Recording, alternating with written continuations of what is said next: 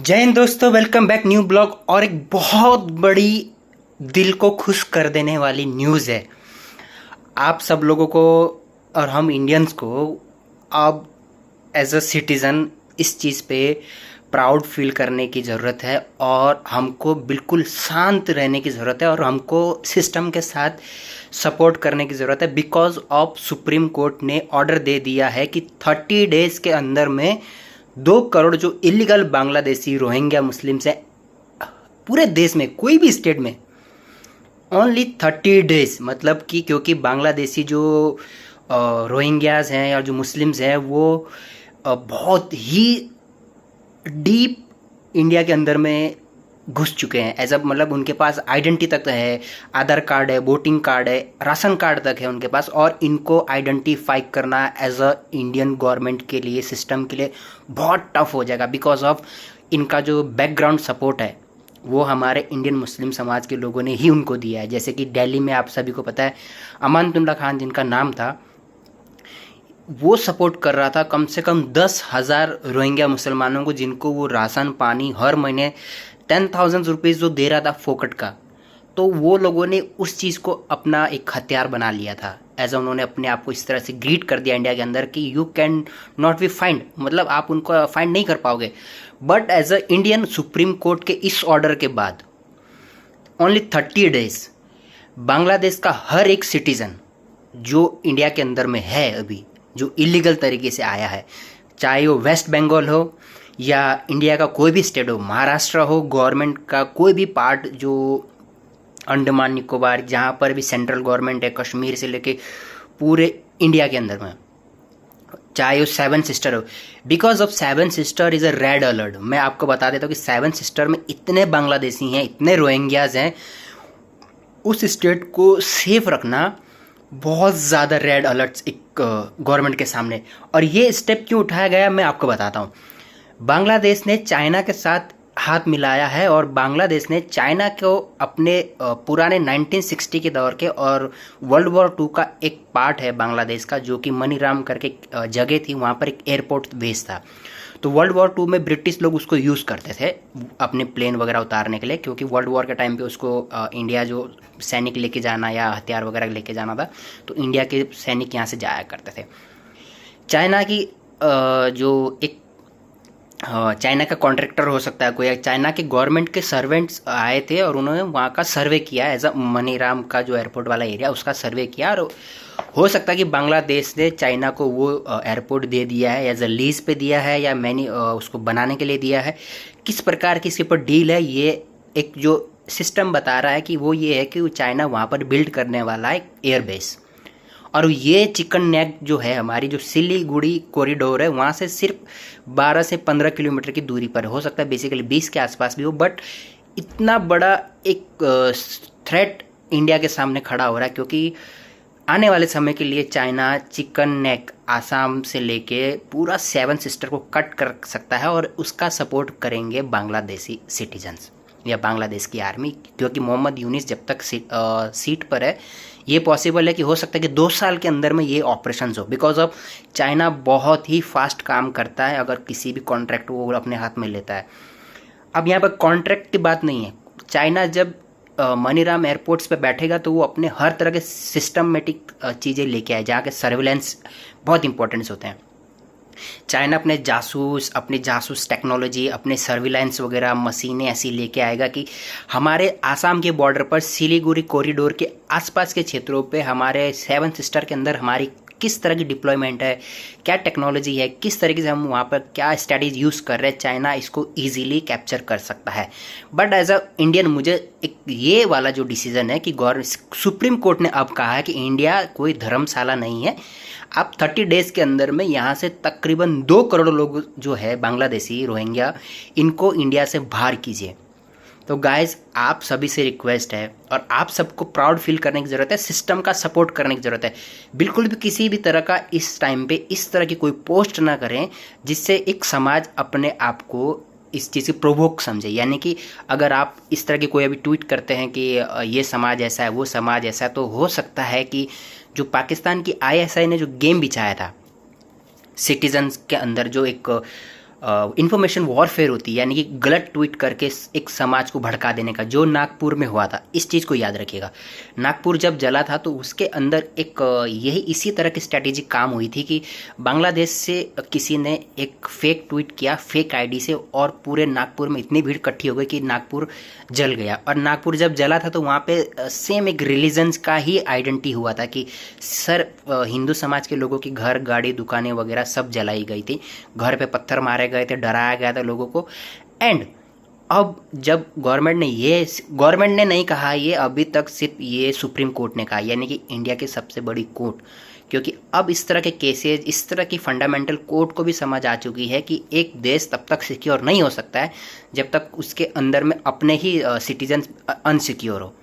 तो ये ऐसा एक इंडियंस, मुझे लगता है कि that was a best part कि अब सुप्रीम कोर्ट ने आंखें खोली है इतने सालों के बाद, 70 से 80 सालों के बाद। गवर्नमेंट ने कहा कि एक भी बांग्लादेशी रोहिंग्या, एक भी इलीगल इमिग्रेशंस जो कि बॉर्डर क्रॉस करके आता है, इनको बाहर निकाला जाए भारत के अंदर से।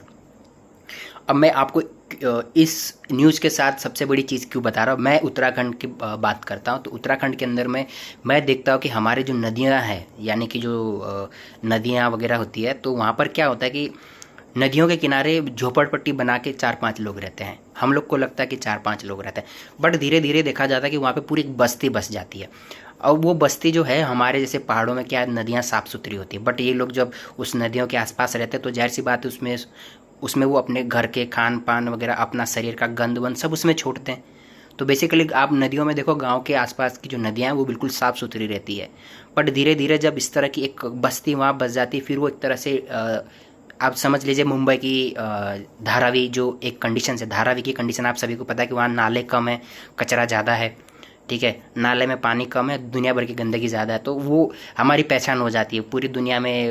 कहते हैं लोग कि हम मुंबई से, जहाँ पर वर्ल्ड बेस्ट स्लम है, यानी कि दुनिया की सबसे बड़ी बस्ती है जो गंदगी है, लोग बाहर से आते हैं स्लम की रिकॉर्डिंग करने के लिए।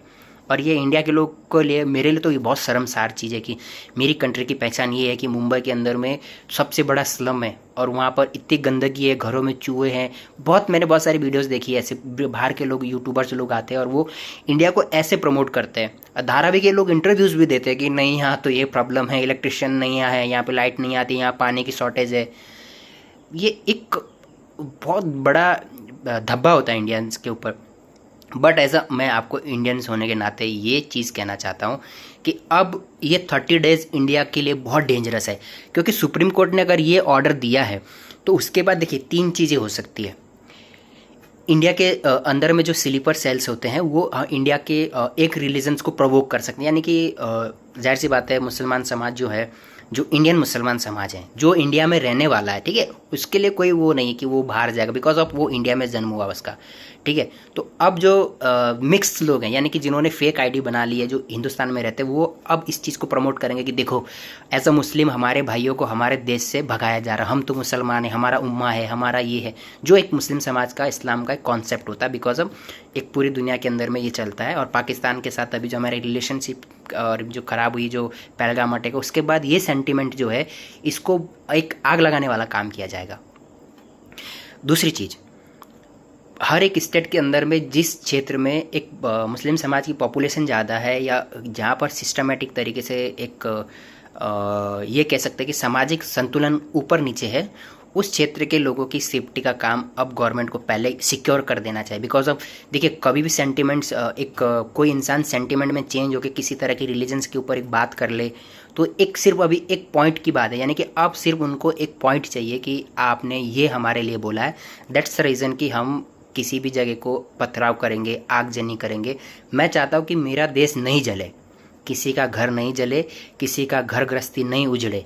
खास करके एज अ इंडियन मैं अपने हर एक इंडियन सिटीजन्स के लिए ये चाहता हूँ, चाहे वो मुस्लिम समाज से हो, क्रिश्चियन हो, कोई भी हो, क्योंकि हमारा समाज मिक्स रहता है। तो हम एक सिर्फ एक समाज का नुकसान हो इस चीज़ की वो नहीं कर सकते, तुलना नहीं कर सकते कि मतलब अगर कहीं दंगा हुआ तो सिर्फ एक मुस्लिम समाज का घर जलेगा या हिंदू का जलेगा, क्योंकि हमारे देश के अंदर की जो कल्चर है वो मिक्स है हमेशा, हर जाहिर सी बात है सब जगह चलता है।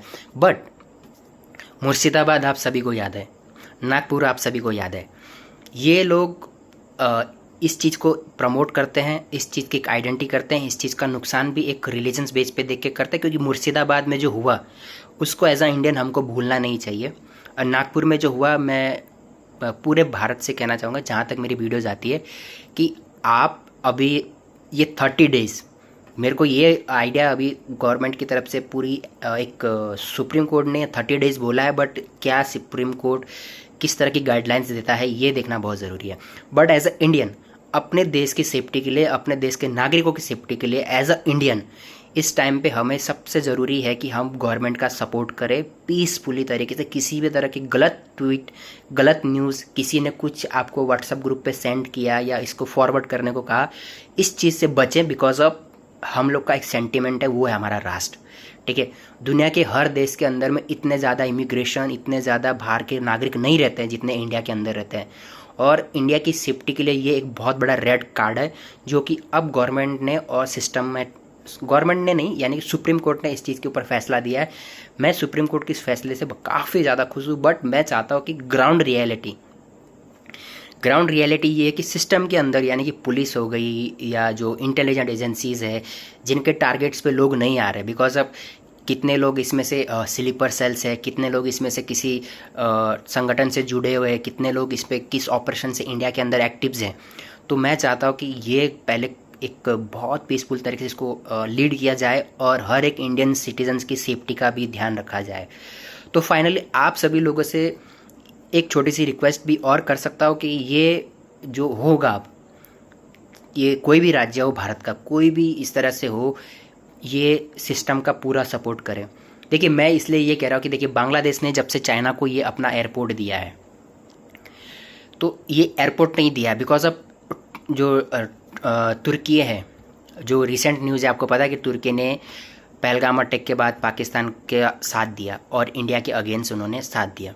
दैट रीज़न कि तुर्की का एक जो फंडामेंटल सोच है वो ये है कि तुर्की चाहता है कि वो इस्लाम का सबसे बड़ा वो बने, एक तरह का लीडर बने। वो एक रिलीजन्स बेस की उनकी एक आइडेंटिटी है।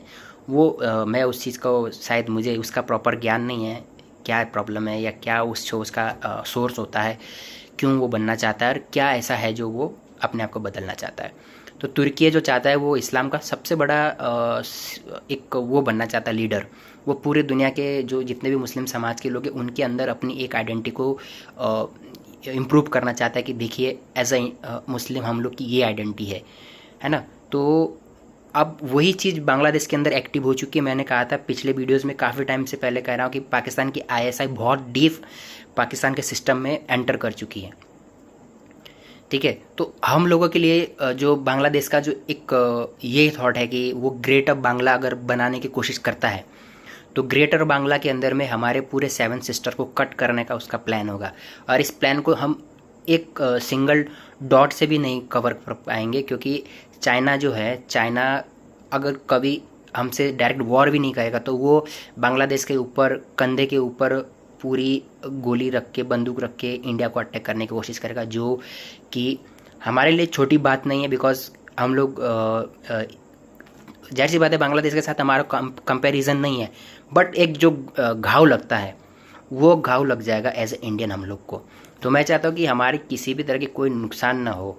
और ये फ्यूचर बहुत ज़्यादा, मतलब मैं अगर आपको बताऊँ, अगर चाइना की जो पॉलिसी है, चाइना के साथ हमारा 1965 के बाद जो हमारा चाइना वॉर हुआ, उसके बाद से चाइना के साथ हमारे सीज फायर से लेके और बहुत सारे ऐसे एग्रीमेंट है जहाँ पर हम चाइना को डायरेक्ट, चाइना के साथ हमारे कभी भी इस तरह की वॉर नहीं होती कि हमारे बॉर्डर पे गोलियाँ चल गई। वो कॉन्ट्रैक्ट है हमारा, मतलब जो हमारी पॉलिसीज उसमें लिखा हुआ है।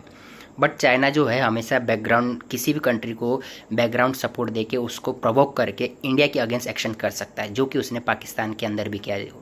एक कहीं ना कहीं लिंक है इस सब चीज़ का, टेररिज्म को सपोर्ट करने का और ये सब चीज़ें। अब देखिए, अब इंडिया ने कहा कि अगर पाकिस्तान की तरफ से कोई भी एक्शन होगा तो ये एक्ट ऑफ वॉर होगा, यानी कि अब पाकिस्तान के अंदर से एक भी गोली नहीं चलेगी। करेक्ट, क्योंकि अगर पाकिस्तान की तरफ से अब एक भी गोली चली तो इंडिया डिस्ट्रॉय कर देगा पूरे पाकिस्तान की जो मिलिट्री सिस्टम है, परमाणु वगैरह है, पूरे एक तरह से। मतलब अभी तो बहुत कम छोटी लेवल पे 20% के आसपास बताया जा रहा है कि 20% नुकसान पाकिस्तान की मिलिट्री को हुआ है, बेसेस तोड़ दिए, ये सब कर दिया। बट जब नेक्स्ट टाइम होगा तो पाकिस्तान पूरा बर्बाद हो जाएगा। अब पाकिस्तान को ये लग रहा है कि देखिए मैं अगर अब एक्शन करता हूँ तो मेरा तो हो गया बेड़ा गर्क, तो अब कौन बचा है जो कर सकता है? तो ये बचा एक बांग्लादेश। तो अब पाकिस्तान, चाइना और तुर्की का फोकस है पूरा बांग्लादेश के अंदर। बांग्लादेश के अंदर ये जो अब मूवमेंट शुरू होने वाली है, देखिए इस मूवमेंट का एक्शन आज सुप्रीम कोर्ट ऑर्डर आया है जस्ट, और अब सुप्रीम कोर्ट के ऑर्डर के बाद ये न्यूज़ जब आग की तरफ फैलेगी तो क्या ह्यूमन राइट से लेके ये 3 चीज़ें याद रखिए। ह्यूमन्स राइट बहुत दोगला संगठन है, ठीक है।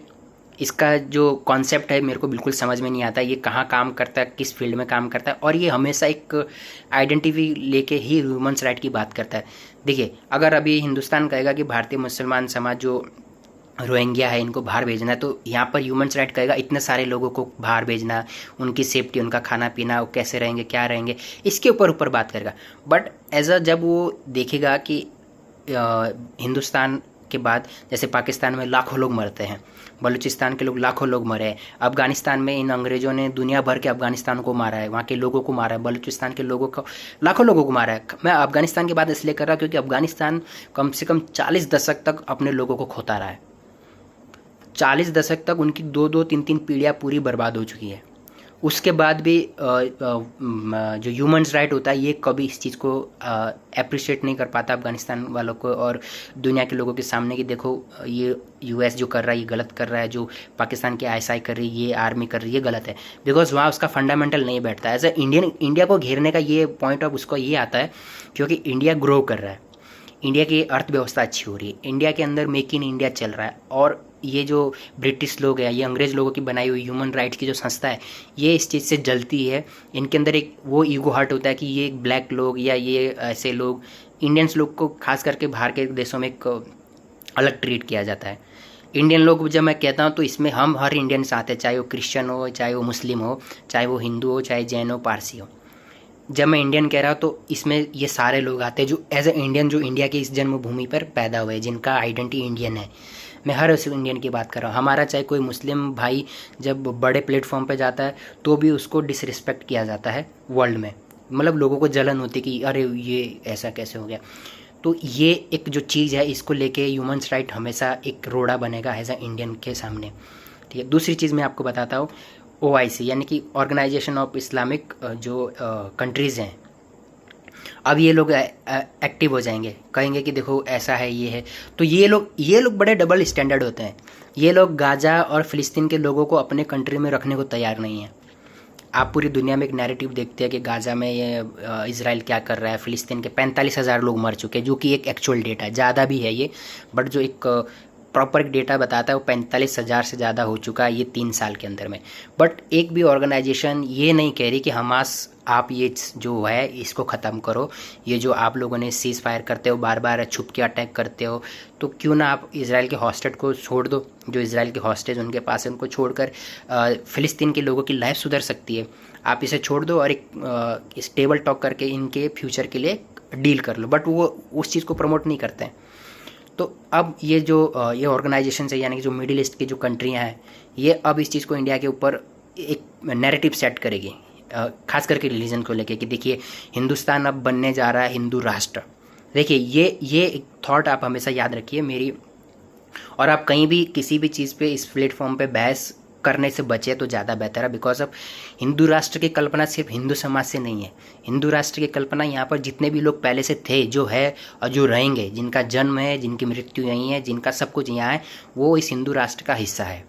लेकिन इस चीज़ को प्रमोट ऐसे किया जाएगा क्योंकि जब रोहिंग्याओं को भगाया जाएगा तो मुस्लिम समाज को गुस्सा दिलाना या उनको इस तरह से प्रवोक करना ताकि वो देश जलाए या सड़कों पे निकले, रोड बंद करे, आगजनी करे, वो एक बेस्ट थॉट होता है कि मुस्लिम समाज के अंदर में एक तरह का विकार पैदा करना, डर पैदा करना कि देखो भारत ने इतना बड़ा डिसीजन लिया, मतलब उसका विचार है हिंदू राष्ट्र बनाना। अब ये चीज़ें बहुत ज़्यादा क्रिटिकल आ जाएगी हम एज ए इंडियन सिटीजन्स के अंदर, क्योंकि एक जो हम लोग के रिलीजन की जो हमारी दोस्ती भी होती है, हम लोग आपस में मिक्स दोस्त होते हैं, हिंदू मुसलमान सब दोस्त होते हैं, क्रिश्चियन सब दोस्त होते हैं ना।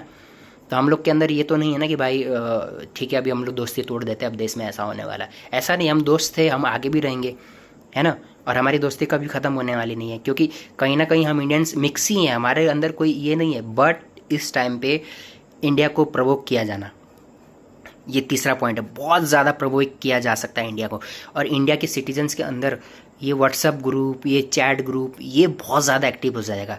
फेक न्यूज़ वगैरह की, मतलब देखिए वहाँ इस तरह से लिंचिंग हो गई, इस तरह से लिंचिंग हो गई, ये बहुत ज़्यादा हो जाएगा। इसलिए आप कोई भी न्यूज़ अगर आपके पास आए, सबसे बड़ी चीज़ है इस टाइम पे इंफॉर्मेशन वॉरफेयर, जो इस चीज़ को इफ़ेक्ट डालेगी। तो आप सभी लोगों को यही करना है कि कोई भी गलत न्यूज़, किसी भी तरह का कोई प्रमोशन, किसी भी फॉरवर्ड करना, कोई मैसेज, इस चीज़ पे फोकस करना पड़ेगा आपको। अब चलता हूँ मैं सिक्योरिटी थ्रेट के ऊपर लेके कि ये हमारे सिटीजन्स के लिए सिक्योरिटी थ्रेट कैसे है। बांग्लादेश का जो केस है, अगर ये अभी सॉल्व नहीं हुआ तो जो मुर्शिदाबाद हुआ, पश्चिम बंगाल के मुर्शिदाबाद में जो जेनोसाइड अभी रिसेंट मंथ में हुआ, आप सभी को पता है कि कैसे घर घर घुस के छोटी छोटी, आपने देखा होगा, छोटी 6 महीने की बच्ची को आग में डाल दिया था। उसके बाद किस तरीके से घरों में घुस के घर चोरी चकारी, और किस तरीके से घर जलाए गए। जब मतलब आप थॉट कीजिए उस चीज़ को कि ये आपके साथ हो, ये आपके घर में हो, आपके आसपास हो, तो ये कितना डेंजरस है। और उस टाइम के बाद भी आपको पता है कि वेस्ट बंगाल की गवर्नमेंट ने अभी तक कोई भी अरेस्ट नहीं कर पाए हैं ज़्यादा लोग, क्योंकि ये सारे लोग दंगे प्रसाद करके जहाँ इनको जाना था, जहाँ इनकी कंट्री है यानी कि बांग्लादेश, तो ये लोग स्किप कर चुके हैं। अब आप किसको पकड़िएगा। और जहाँ गवर्नमेंट प्रो इस तरह से है, जहाँ वोटिंग के लिए इस तरह से सपोर्ट किया जाता है, दैट वाज एक रेड अलर्ट है आप लोगों के लिए। अब ये पूरे देश के अंदर में मैं क्यों कह रहा हूँ कि अभी आपने देखा किस प्रकार से पाकिस्तान के अंदर में और बांग्लादेश के अंदर में एक मूवमेंट चल रही है कि दे विल हेट इंडिया। वो लोग इंडिया को हेट करना शुरू कर रहे हैं। पहले नहीं था ये, देखिए पहले एक था, मैं जो समझ सकता हूँ, एक थॉट हमेशा रहेगा। इस चीज़ से आप डिनाई नहीं कर सकते कि एज अ पाकिस्तानी और बांग्लादेशी इंडिया को हेट नहीं करेंगे। ये कभी भी ख़त्म होने वाला एक टॉपिक नहीं है। बट इस हेट को प्रमोट करके हमारे देश को नुकसान पहुंचाना या हमारे देश के साथ रिलेशन ख़राब करना, ये एक बहुत बड़ा टॉपिक हो जाता है। बांग्लादेश में भी इंसान रहते हैं, पाकिस्तान में भी इंसान रहते हैं, दुनिया में हर जगह इंसान रहते हैं। हमारा कोई किसी से मतभेद नहीं है, वो अपना कमा रहे, हम अपना कमा रहे। राष्ट्र के हिसाब से उनकी हमारी दोस्ती हो, हम भी वही चाहते हैं, क्योंकि हमारा सिर्फ डिवाइड हुए हम लोग। ज़मीन तो वही है, पार्टीशन हुई है बीच में। ज़मीन 1947 से पहले हम सब साथ में थे, उसके बाद डिवाइड हुए हैं। बट अब जब एक सोच और एक विचार इन राष्ट्र के बीच में आ चुकी, वो एक धर्म को लेके है। खास करके इसमें धर्म बहुत बड़ा इंपॉर्टेंट रखता है। भारत के लिए अपने धर्म की आइडेंटिटी दुनिया में सबसे बेहतर और सबसे अलग बनाती है। तो अब अगर आप देखा जाए तो 1947 के बाद तीनों कंट्रियाँ बनी हैं। तीनों कंट्रियों को देख के अगर हमारे देश का जोग्राफिकल देखा जाए तो हम इन दोनों देशों से भी बहुत बड़े हैं। बट इस टाइम पे जिस हिसाब से हमारी ग्रो है, इकोनॉमी है, हमारे देश के अंदर डेवलपमेंट है, टेक्नोलॉजी है, ये इन दोनों राष्ट्र से बहुत ज़्यादा है, क्योंकि ये राष्ट्र भी हमारे साथ ही आज़ाद हुए थे। बट जब सोच वहाँ जाने की नहीं हो, भविष्य में वो राष्ट्र बनाने की कल्पना नहीं हो, तो फिर राष्ट्र ऐसे ही बर्बाद होते हैं, और वही दोनों राष्ट्र के साथ हुआ है। ठीक है, तो देखिए अगर आप एक कल्पना करें कि दुनिया का दूसरा देश, स्वीडन वगैरह, नीदरलैंड, ये लोग इन लोग के देश ज़्यादा बड़े नहीं हैं। ऑस्ट्रेलिया, कनाडा, ये ज़्यादा बड़े राष्ट्र नहीं हैं, बट जब इनकी विचारधारा आप देखो तो ये विकसित देश है, हमारे देश से भी ज़्यादा विकसित हैं। यहाँ की शिक्षा, यहाँ की मेडिकल है, सब कुछ। और पाकिस्तान को और बांग्लादेश को आप देखें तो उसी लेवल की कंट्री है, साइज़ में उसी तरह की कंट्रीज़ है, बट उनकी डेवलपमेंट देखा जाए तो लाइक बहुत बैकवर्ड है। एक हिसाब से देखा जाए तो मुझे लगता है कि बहुत बैकवर्ड है। और अब ये प्रॉब्लम इस चीज़ को छुपाने के लिए, यानी कि आप समझे कि अपना फेलियर छुपाने के लिए सिस्टम के बैठे लोग अब इस चीज़ को एक इस धारा में लेके जा रहे हैं कि जहाँ पूरा का पूरा राष्ट्र एक ह्यूमैनिटी के लिए बहुत खतरा होने वाला है। देखिए ह्यूमैनिटी इसलिए कह रहा हूँ कि जब बांग्लादेशी लोग या हिंदुस्तान के बीच में किसी तरह का कॉन्फ्लिक्ट होगा, या कॉन्फ्लिक्ट नहीं भी हुआ, या रिलीजन्स बेस पे जिस तरह के मुर्शिदाबाद और नागपुर जला, तो अगर भारत का दूसरा कोई स्टेट अब इस तरह से आगजनी करेगा, तो इसके बदले में अगर दूसरा समाज भी उसका जवाब दे, तो इसमें तो सबका ही नुकसान है ना। इसमें हमारा भी नुकसान है और उनका भी नुकसान है, दोनों तरफ का नुकसान है। तो इससे क्या हो जाता है, इससे सोसाइटीज़ डिवाइड हो जाती है। और यही चाहते हैं ISI वाले, चाइना वाले और बांग्लादेश के लोग। बांग्लादेश के सिटीजन्स की बात कर रहा हूँ मैं, लोगों की शायद मुझे नहीं मालूम उनकी आइडेंटिटी क्या है, उनके मेंटल थॉट क्या है। बट पाकिस्तान की और चाइना की पॉलिसीज़ जो है अभी यही चाहती है कि अगर इंडिया इतनी अच्छी ग्रो कर रहा है, इंडिया के पास फॉरेन रिजर्व अच्छे हैं, हम लोग अच्छे डेवलपमेंट वगैरह दुनिया के हर एक क्षेत्र में हमारे सब कुछ हम लोग सेटअप कर रहे हैं, हमारी डिप्लोमेसी बहुत स्ट्रांग चल रही है, हम जिस प्लेटफॉर्म पे खड़े होते हैं वहाँ दुनिया सुनने को तैयार रहती है। आपको पता है कि एस जयशंकर साहब की डिप्लोमेसी और उनका टॉक, उनकी जो बातें होती है, जब वो बोलते हैं तो पूरी दुनिया सुनती है।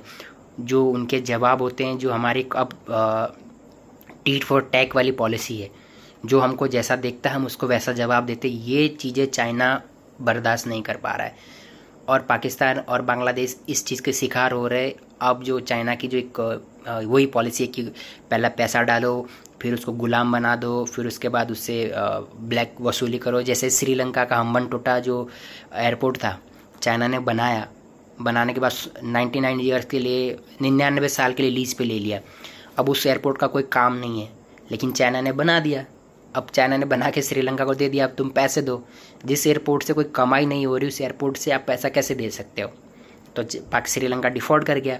अब वही थॉट वो बांग्लादेश के साथ कर रहे हैं। लेकिन यहाँ पर स्ट्रैटेजी ये है कि जहाँ पर वो एयरपोर्ट बन रहा है उसकी जो लोकेशन है वो इंडिया के, ये लगा लीजिए सिलीगुड़ी कॉरिडोर पे एक अगर 20 किलोमीटर की दूरी है, यानी कि बड़े एरोप्लेन वगैरह किसी भी तरह की राफेल वगैरह किसी तरह का इस तरह का MiG-27 जो चाइना की एयरक्राफ्ट वगैरह है, 12 किलोमीटर या 20 किलोमीटर जस्ट कुछ सेकंड की दूरी होती है। अगर इंटरनेशनल या मतलब इंटरनल अगर अब भारत को वो नुकसान पहुंचाना चाहता है, जिस तरह से ये जो एयरपोर्ट का जो एक थॉट उन्होंने पॉलिसी यूज़ की है, या जिस तरह से अभी वो सर्वे करने आए, तो that was the best part कि इंडियन सुप्रीम कोर्ट ने अब इस चीज़ को अनाउंस कर दिया है 30 डेज़ के अंदर में बांग्लादेशी जो भी है रोहिंग्याज है इनको देश से बाहर फेंका जाएगा। एंड मैं सुप्रीम कोर्ट से और सिस्टम से बैठे लोगों के साथ जो पुलिस है या डिपार्टमेंट है, इनसे ये रिक्वेस्ट करना चाहूँगा कि बहुत पीसफुल तरीके से और एक बेहतर इन्वेस्टिगेट करके, भारत भी नहीं जलना चाहिए और काम भी होना, यानी कि सांप भी मर जाए लाठी भी नहीं टूटनी चाहिए। इस चीज़ को इस तरीके से एक बहुत सेफ तरीके से इसको अगर किया जाए तो बेहतर होगा, क्योंकि मैं इन सब लोगों को जानता हूँ ये किस प्रकार से इस मूवमेंट को नेक्स्ट लेवल लेके जाएंगे। ये लोग ऐसा ना हो कि वो जैसे ये था यूसीसी को लेके था और नेशनल यूनिफॉर्म सिविल कोड के बाद वो एनआरसी के बाद हुआ था कि मैं कागज़ नहीं दिखाऊंगा। ये कहीं ना कहीं इस चीज़ को प्रमोट ना कर ले। बहुत सारे संगठन हैं भारत के अंदर में, जमात इस्लामी और उसके बाद तबलीग की जालिमात, क्या क्या नाम है, PFI जो एक केरल बेस एक संगठन है। मैं इस चीज़ के बिल्कुल ये कह सकता हूँ कि हो सकता है कि इस फैसले के बाद ये चीज़ें एक्टिव हो चुकी है और एक कुछ ना कुछ कहीं ना कहीं भारत के किसी न किसी हिस्से में आने वाले समय में आगजनी हो, कोई राज्य जले कहीं ना कहीं। और सबसे बड़ी चीज़ ये है कि भारत के उस राज्य को न जलाया जाए जहाँ पर अर्थव्यवस्था अच्छी हो, जहाँ की इकोनॉमी अच्छी है, जहाँ पर डेवलपमेंट हो रहा हो, और टारगेट किया जाए ऐसी जगह जो फ्यूचर के लिए बन रही हो, जैसे कि कोई क्या समझ सकते हो आप, कोई सिटी हो, कोई ऐसा मार्केट हो, कोई इस तरह की चीज़ें हो। तो दैट वाज एक अच्छा अच्छी न्यूज़ ये है कि बाहर जा रहे हैं, बट बाहर जाने के बाद नुकसानदायक चीज़ें भी है ये कि इनको बहुत सेफ तरीके से और बहुत ही ज़्यादा सिक्योर और एक बेल प्लेन की तरह अगर इसको एक ऑपरेशन बनाया जाए तो मेरे को लगता है कि ये बेहतर होगा। तो आप सभी लोगों से फिर से वही रिक्वेस्ट है कि अपने ग्रुप, अपने आसपास के साथ फेक न्यूज़ से बचें और सही न्यूज़ अगर फॉरवर्ड करते हो तो करें। और अपने थॉट को इस टाइम पे अगर आप कुछ आपके मन में है कि भाई नहीं हमें ये है, रिलीजन्स को बेस को लेके बिल्कुल भी किस तरह के कोई कमेंट ना करे तो ज़्यादा बेटर होगा। ये इसलिए कह रहा हूँ कि मेरा नेशन फर्स्ट होना चाहिए।